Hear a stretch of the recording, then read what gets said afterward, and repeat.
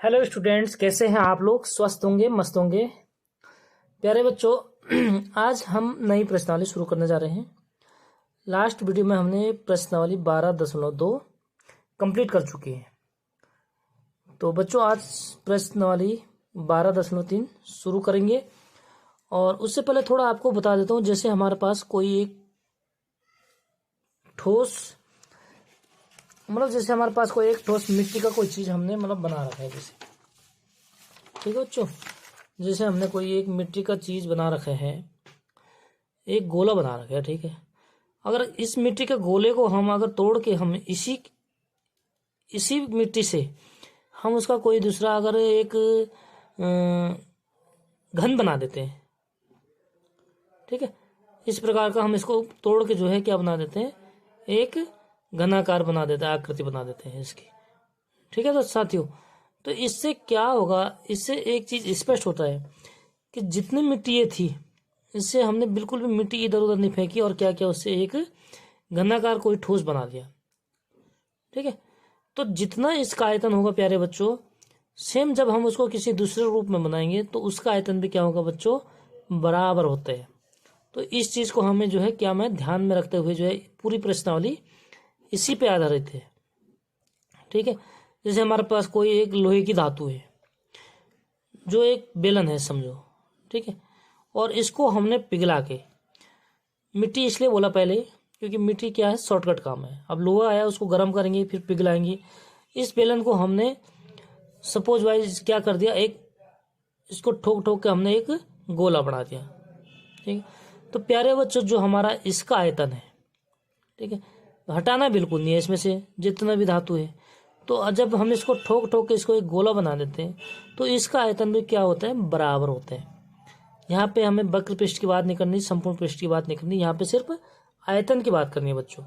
तो दोनों धातुओं, जिस धातु से अगर हम इसको रूपांतर इस रूप में बना देते हैं तो इसका आयतन क्या होता है प्यारे बच्चों, बराबर होता है। तो ये चीज़ आप लोगों को ध्यान में रखना है। पूरी प्रश्नावली क्या है, इसी पे आधारित है, ठीक है। तो वीडियो में बने रहने के लिए बच्चों वीडियो को शेयर और लाइक और सब्सक्राइब जरूर करें दोस्तों। न्यू व्यूअर्स बिल्कुल देख के बिल्कुल साइड हो जा रहे, अगर अच्छी नहीं लग रही तो कमेंट में बता दो बच्चों, अच्छी नहीं लग रही, छोड़ देंगे वीडियो बनाना, और क्या कर सकते हैं, ठीक है। हम तो आप लोगों की भलाई के लिए करते हैं। बहुत सारे बच्चे ऐसे होते हैं जो फीस देने में असमर्थ होते हैं, ठीक है। तो हम फ्री में अगर आप लोगों को यूट्यूब के माध्यम से पढ़ा रहे हैं, एक यही माध्यम है पढ़ाने के लिए, तो लाइक सब्सक्राइब और शेयर तो कर ही सकते हैं प्यारे बच्चों। तो क्यों लेट कर रहे हो, सब्सक्राइब करो फटाफट, ठीक है। शुरू करते हैं। 12.3 त्रिज्या 4.2 वाले धातु के एक गोले को पिघलाकर त्रिज्या 6 सेंटीमीटर वाले एक बेलन के रूप में बना जाता है।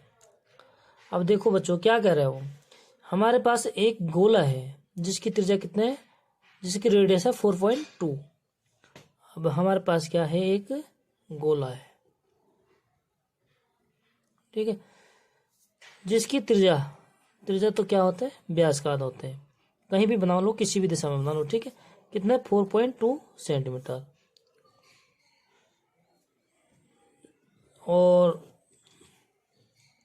क्या करें, इसको पिघलाएंगे तो 6 सेंटीमीटर त्रिज्या वाले एक बेलन के रूप में बना जाता है। मतलब इसको पिघला के हमने क्या बना दिया बच्चों, एक बेलन बना दिया, ठीक है। इस कितने सेंटीमीटर त्रिज्या वाले, 6 सेंटीमीटर त्रिज्या वाले। डायग्राम थोड़ा ऊपर नीचे तिरछा जो भी हो रहा है आप अच्छे से बना सकते हो, ठीक है। उसके अकॉर्डिंग दिखना भी चाहिए, जैसे इसकी त्रिज्या 2 सेंटीमीटर तो इसकी ज़्यादा होनी चाहिए, ठीक है बच्चों, अपने हिसाब से बना लें। लेकिन जब हम इसको पिघला के बच्चों बेलन बनाते हैं तो क्या होगा हमारे पास कि इसका जो आयतन है, गोले का आयतन किसके बराबर होगा, आयतन क्या होगा इसमें, बराबर होगा, किसके आयतन के बराबर, बेलन के आयतन के बराबर, ठीक है बच्चों। तो बेलन की क्या करना है, हमने ऊंचाई ज्ञात कीजिए। माना बेलन की ऊंचाई h है, ठीक है, और रेडियस अलग अलग है। तो जो गोले की रेडियस है बच्चों, हम इसको r1 मानो या छोटे r मानो, और r1 मान लेते हैं, ठीक है। और जो बेलन की रेडियस है उसको मानते हैं r2। तो यहाँ पे लिखेंगे हम प्यारे बच्चों, बेलन की त्रिज्या यानी R2 कितना हो गया प्यारे बच्चों, 6 सेंटीमीटर। और गोले की त्रिज्या, जो चीज दिया हुआ है पहले उसको लिख देते हैं ताकि हम लोगों को बाद में कोई कंफ्यूजन ना हो। तो प्यारे बच्चों गोले की त्रिज्या कितनी होगी हमारी, जो दिया है कितना दिया है, 4.2 सेंटीमीटर। ठीक है, तो माना बेलन की ऊंचाई, हमें निकालना क्या है, ऊंचाई। माना बेलन की ऊंचाई क्या है, h सेंटीमीटर। ठीक है बच्चों, तो अब क्या करना हमने कि गोले का आयतन किसके बराबर होगा, बेलन के आयतन के बराबर। ठीक है, तो हम लिखेंगे कि गोले का आयतन बराबर बेलन का आयतन। क्या लिखेंगे बच्चों, हम लिखेंगे इसमें गोले का आयतन, क्योंकि गोला क्या होता है, आयतन में कोई परिवर्तन नहीं होता है। ठीक है बच्चों, तो गोले का आयतन बराबर हो जाएगा बेलन का आयतन।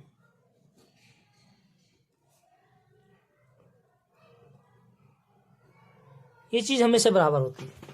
ठीक है, पिघला गए चाहे किसी भी तरफ से बनाओ, तो बेलन का आयतन और गोले का आयतन क्या हो जाएगा, बराबर।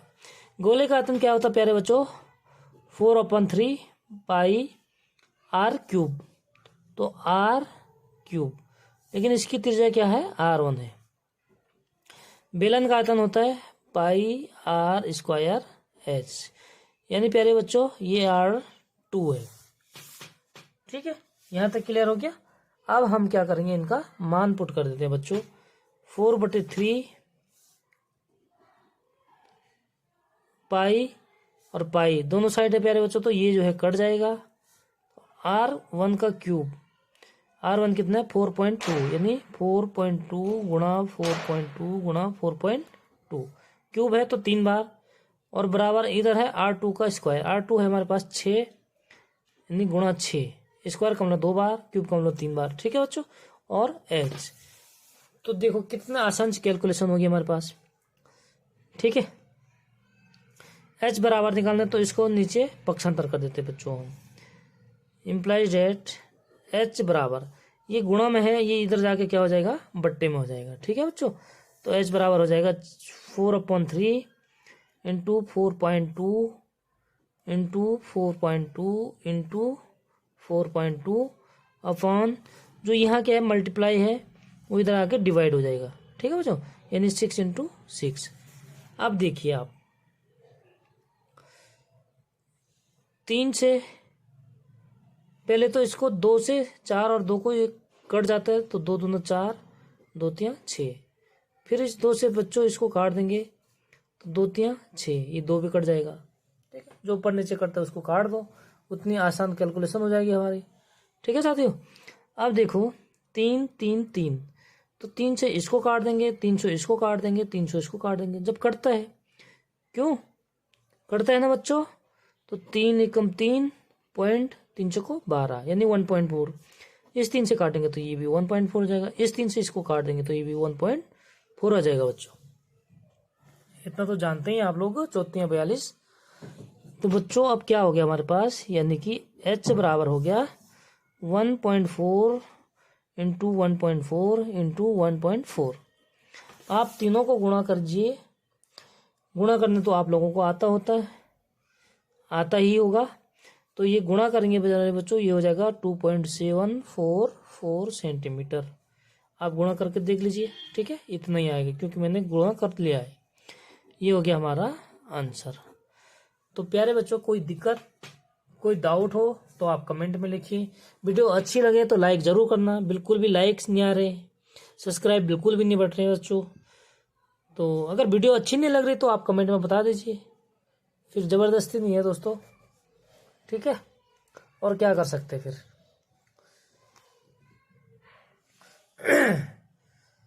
प्रश्न संख्या 2, क्रमशः 6 सेंटीमीटर, 8 सेंटीमीटर, 10 सेंटीमीटर, क्रमशः मतलब कंटिन्यू है, जैसे 6 सेंटीमीटर है, 8 सेंटीमीटर है और 10 सेंटीमीटर त्रिज्याओं वाली धातु के 3 ठोस गोलों को पिघलाकर तो प्यारे बच्चों क्या कह रहा है ये कि ये है एक गोला, इसकी त्रिज्या है 6 सेंटीमीटर, दूसरा 8 सेंटीमीटर त्रिज्या है तो थोड़ा बड़ा हो जाएगा, इसकी होगी 8 सेंटीमीटर। ठीक है बच्चों, और तीसरा गोला क्या कह रहा है 10 सेंटीमीटर, तो ये और बड़ा हो जाएगा, इसकी त्रिज्या होगी 10 सेंटीमीटर। ठीक है, क्या करें, इन तीनों को पिघलाना है, तो इन तीनों को पिघलाएंगे बच्चों, और उसका हमें क्या करना है, एक बनाना है बड़ा गोला, यानी कि इन तीनों को, इसको पिघला के इन तीनों को जोड़ के, भाई इन तीनों का जो आयतन होगा प्यारे बच्चों हम उसको जोड़ेंगे। ठीक है, तीनों को ठोक दिया गर्म करके और उसका एक बड़ा बना दिया, तो जायज़ सी बात है कि वो तो और बड़ा बनेगा, यानी बच्चों इसकी त्रिज्या और ज़्यादा बड़ी हो जाएगी। तीन छोटे छोटे को अगर हम ठोक के अगर एक बनाएंगे बच्चों तो वो कितना हो जाएगा, बड़ा हो जाएगा। ठीक है, सपोज मिट्टी मान लो, ये मिट्टी का एक गोला है, दूसरा गोला है, तीसरा गोला है, सबको तोड़ा और उसका एक ही बनाया, तो प्यारे बच्चों आयतन बराबर होगा, पहली बात। ठीक है, तो इसका आयतन प्लस इसका आयतन प्लस इसका आयतन, तीनों को जोड़ के किसके आयतन के बराबर होगा, इसके आयतन के बराबर होगा। क्लियर हो गया बच्चों, R1 R2 R3 इस तरह मानो, और ये हो जाएगा R1 R2 और R3, और इसको मानो बड़ी R बच्चों। ठीक है, तो हम क्या करेंगे कि तीनों गोलों का आयतन बराबर हो जाएगा, तीनों गोलों का आयतन बराबर एक गोले बड़े गोले का आयतन। तो प्यारे बच्चों हम इसमें लिखेंगे R1 R2 R3 लिख दिया हमने, आप लोग यहाँ पे लिख सकते हैं डिटेल से। ठीक है, और हम आगे निकालेंगे इसको, तीनों गोले का आयतन बराबर हो जाएगा बड़े गोले का आयतन। ठीक है, आयतन के लिए हमें सिर्फ R की जरूरत पड़ती है बच्चों, जो हमें दिया है का आयतन, और इसकी त्रिज्या क्या करना है, मैंने निकालनी बड़े गोले की त्रिज्या। ठीक है, यहाँ तक क्लियर हो गया दोस्तों। कोई डाउट हो तो आप कमेंट करके पूछ सकते हैं। आयतन निकालेंगे बच्चों, पहले गोले का आयतन, यानी आयतन क्या होता है गोले का, 4/3 पाई R क्यूब। ठीक है, तो इसकी त्रिज्या R1 है तो इसको R1 कर देंगे, प्लस 4/3 पाई R क्यूब, इसकी R कितने प्यारे बच्चों 2 है, 2 लिख देंगे, प्लस 4/3 पाई R क्यूब, तो R कितने है, R क्यूब 3 है। ठीक है साथियों, तो बराबर बड़े गोले का आयतन, बड़े गोले यानी 4/3 पाई और R का क्यूब। ठीक है, हमने क्या किया है बच्चों, यहाँ पे आयतन का सूत्र लगा दिया। अब देखिए साथियों, हम लेफ्ट हैंड साइड में कुछ चीज़ कॉमन आ सकता है, कॉमन ले लेते हैं बच्चों। तो इसमें कॉमन यानी इम्प्लाइज डेट 4/3 पाई कॉमन आ जाएगा। ठीक है बच्चों, तो अंदर क्या हो गया, R1 का क्यूब प्लस R2 का क्यूब प्लस R3 का क्यूब, और बराबर 4/3 पाई R क्यूब। अब देखो साथियों, बाएं तरफ और दाएं तरफ कोई चीज़ बराबर हुई है तो कट जाता है। ठीक है, तो 4/3 से 4/3 कट गया, पाई से पाई कट गया बच्चों। अब सिंपल से हो गया कैलकुलेशन, क्या हो गया, R1 plus R2 plus R3, R1 का क्यूब कितना है 6 का क्यूब, प्लस R2 का क्यूब 8 का क्यूब, R3 10 का क्यूब बराबर, और बड़ी कैपिटल R ये तो निकालना है प्यारा बच्चों। ठीक है, अब हम इसको क्या करेंगे कैलकुलेशन, 6 छक्का 36, 36 छक्का कितना होता है प्यारे बच्चों 216, प्लस 8 8 64, और 64 को फिर 8 से गुणा करेंगे तो 8 छक्को 32 और 51, मतलब ये हो जाएगा 512। ठीक है बच्चों, इसको गुणा करेंगे तो 512 हो जाएगा, और प्लस 10 गुणा 10 100, 100 गुणा 10 यानी 1000 R का क्यूब। बच्चों अगर हम इस टोटल को जोड़ेंगे तो इस टोटल को जोड़ के होगा हमारे पास कितना 1000, 1512 और 1728, ये हो जाएगा प्यारे बच्चा हमारे पास 1728 r3। अब ये क्यूब है तो ये इसका भी हम क्यूब निकालेंगे यानी घनमूल निकालेंगे बच्चों। तो घनमूल निकालना आप लोगों को आता ही है, ठीक है। नहीं आता तो कमेंट में बताइए, हम उसको भी बता देंगे घनमूल निकालना कैसे निकालते हैं, ठीक है बच्चों। तो यानी हम इसका घनमूल निकालेंगे तो ये होगा प्यारे बच्चों 12, यानी कि ये हो जाएगा 12 का क्यूब बराबर r का क्यूब। क्यूब से क्यूब कट जाएगा बच्चों, तो r बराबर हो जाएगा हमारे पास 12 सेंटीमीटर। यानी जो हमारी बड़ी वाली गोला होगा बच्चों उसकी त्रिज्या कितनी हो जाएगी 12 सेंटीमीटर, ठीक है साथियों। कोई दिक्कत तो नहीं है। शुरू करते हैं नेक्स्ट प्रश्न संख्या 3।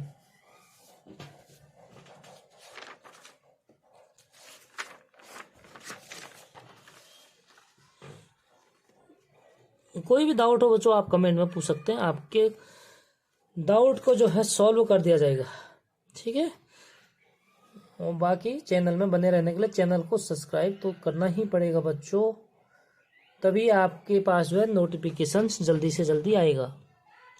प्रश्न संख्या 3, व्यास 7 सेंटीमीटर वाला 20 मीटर गहरा एक कुआं खोदा जाता है। चलो बच्चों कुआं खोद देता हूँ मैं।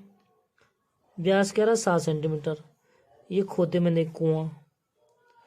जाहिर सी बात है कुआं जो है क्या होता है बेलन के आकार का ही होता है, ठीक है। और खोदन से निकली हुई मिट्टी को समान रूप से फैलाकर 22 गुणा 14 मीटर वाला एक चबूतरा बनाया जाता है।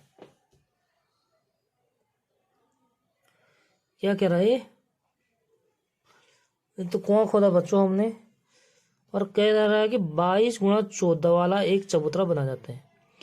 मतलब इस कुआं के खोद कर जो हमने इसके अंदर की मिट्टी निकाली बच्चों, ठीक है। जाहिर सी बात है कि उस मिट्टी का आयतन कितना होगा भाई इस बेलन के आयतन के बराबर होगा, ठीक है।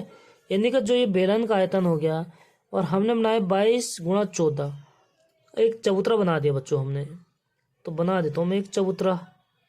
किस टाइप का बनाना है, एक चबूतरा बना जाता है। तो जाहिर सी बात है कि 22 और 14 यानी भुजाएं अलग अलग हैं, तो ये क्या हो जाएगा घनाभ के आकार का होगा, ठीक है। क्या हो जाएगा प्यारे बच्चों घनाभ के आकार का हो जाएगा। तो हम बना दिए घनाभ के आकार का, ठीक है बच्चों। तो जाहिर सी बात है कि इस बेलन का आयतन किसके बराबर होगा इस घनाभ के बराबर होगा।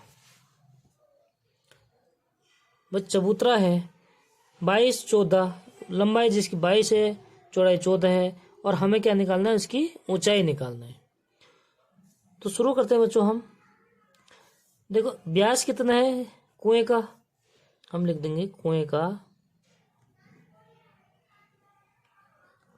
व्यास यानी आर कितना है बच्चों डी होता है व्यास होता है डी 7 सेंटीमीटर।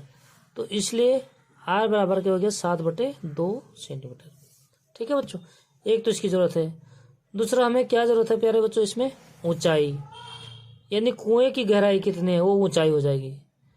तो कुएं की गहराई h, ठीक है बच्चों।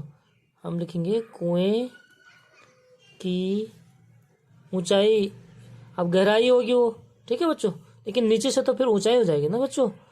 तो कुएं की गहराई यानी कि h बराबर कितना हो गया 20 मीटर, ठीक है। इस चीज की जरूरत है। और घनाभ का आप जानते हो आयतन क्या होता है लंबाई गुणा चौड़ाई गुणा ऊंचाई, यानी कि L बराबर दिया है प्यारे बच्चों हमें 22 मीटर और B बराबर कितना दिया है 14 मीटर और हमें H निकालने बच्चों, ठीक है। यहाँ तक क्लियर हो गया। तो प्यारे बच्चों क्या होगा जो हमने मिट्टी निकाला इसका आयतन घनाभ के आयतन के बराबर होगा, यानी हम लिखेंगे कुएं का आयतन, कुएं से निकली मिट्टी का आयतन लिखेंगे, ठीक है बच्चों। क्या लिखेंगे हम बेलन के आकार का बन गया तो हम बेलन का आयतन,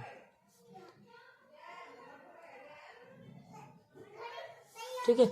यानी हम अपनी प्रश्न की भाषा में लिखेंगे तो क्या लिखेंगे खोदने से निकली हुई मिट्टी का आयतन, इसको अगर बेलन ना लिखे बच्चों, हम बेलन इसलिए लिखा कि आपको क्या होगा, फॉर्मूला लगाने में आसानी होगी।